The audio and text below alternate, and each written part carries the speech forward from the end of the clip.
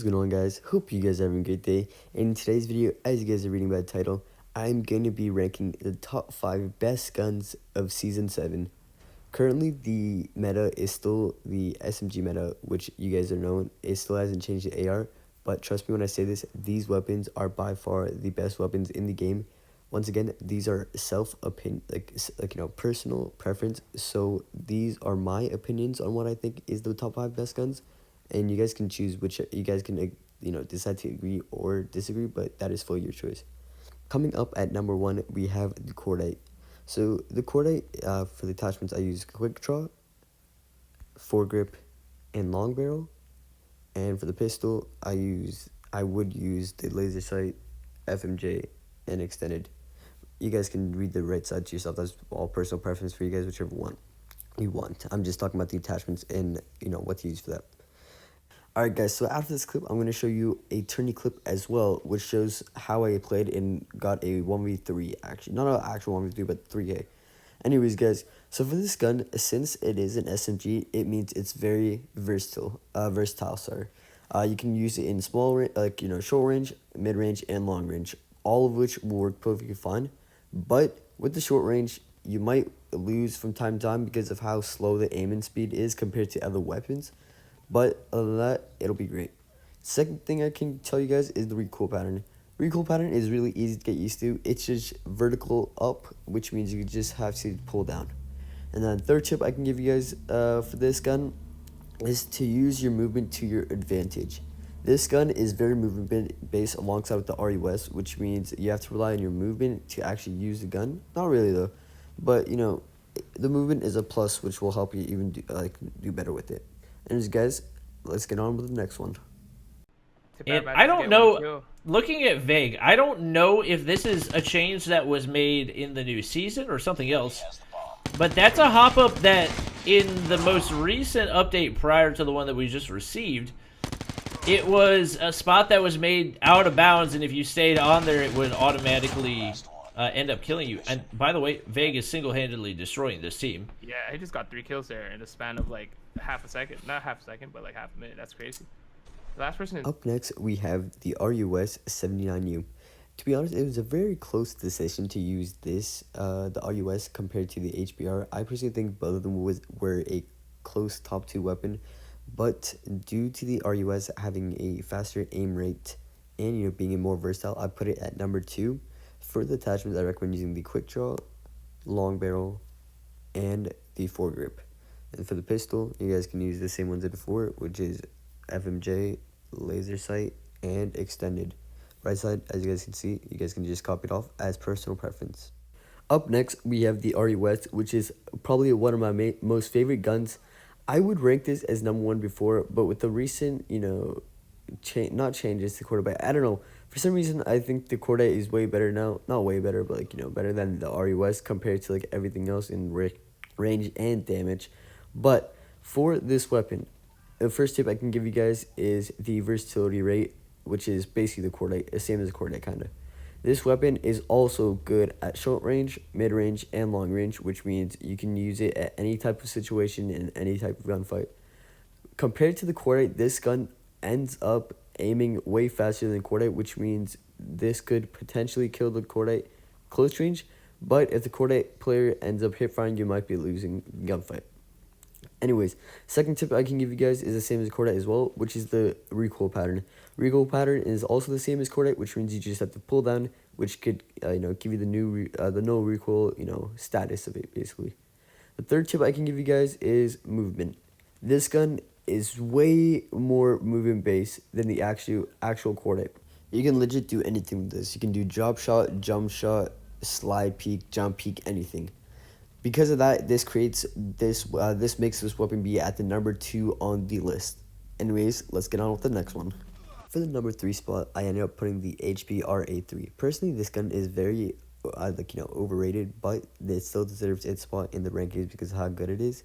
For the attachments, I recommend using the quick draw, fast reload, and stock. Up next, we have the HBRA 3.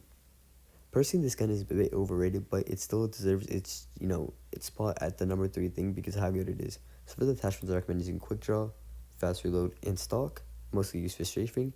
And for the pistol, you can use any pistol. Legit, it's per person preference, but for ranking, I recommend using the SMRS. But if you guys want to use the J358, I recommend using the FMJ, as sight, and fast reload. Alright, up next, we have the HBRA, which I bet you many of you have been waiting for. Personally, you guys probably thought the HBRA would have been number 1 or 2, but personally, I also find this gun overrated. I personally think it's a great AR, but it's not, as good as the Cordite or the REUS. Long range, it'll 100% win the gunfights against the Cordite and the REUS, I believe. But in close range, it will get shredded. Other than that, this gun is a great weapon of choice for an AR, probably the best one, actually. It has 0 to no recoil if you can actually control it. It's the same as the Cordite and the REUS, which means you just have to pull it down. And another fact with this gun is that you should probably use this in mid-range to long-range battles, but I have actually seen this gun outgun actual SMGs in close range somehow. I don't know if it's because they have lower ping, or they're just the kill time is just faster. The other tip I can give you guys is passiveness. Like I said before, this is used for mid-range and long-range, which means you have to play passive or passive-aggressive in a way.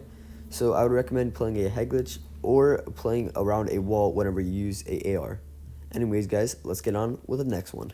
Up next, we have the QQ9, which is the brand new weapon I just made a video on. This gun is very good for close range battles mainly. For the attachments, I recommend using the quick draw, the long barrel, and the extended mag. And for the pistol or secondary, I recommend using the SMRS for rank, or you can just use any pistol. Once again, same attachments as before. Alright guys, so up next we have the QQ9, also known as the MP5. This gun is truly like the best not the best SMG really. Best SMG is probably the Cordite or the REUS, but this is up there in the top 3 list. This SMG is a SMG that was introduced just this season, which makes it a brand new SMG, right? This gun has the fastest killing time close range compared to like any other MSMC, but the MSMC, but that's really not that great anymore. So, which is why it's at number 4 on the list. Other than that, there are a few tips I can give you guys with this gun. First tip is play this gun most likely towards close range and sometimes mid range, depending on if you can control the recoil. Once again, recoil pattern is vertical, which means you just have to pull down. And the other tip I can give you guys is movement. This gun is very movement based, probably more than the actual Cordite, because of how fast you run with the small SMG.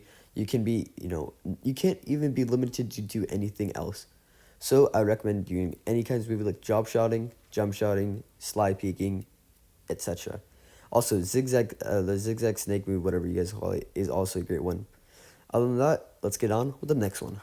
And last but not least, at rank number 5, we have the DLQ33.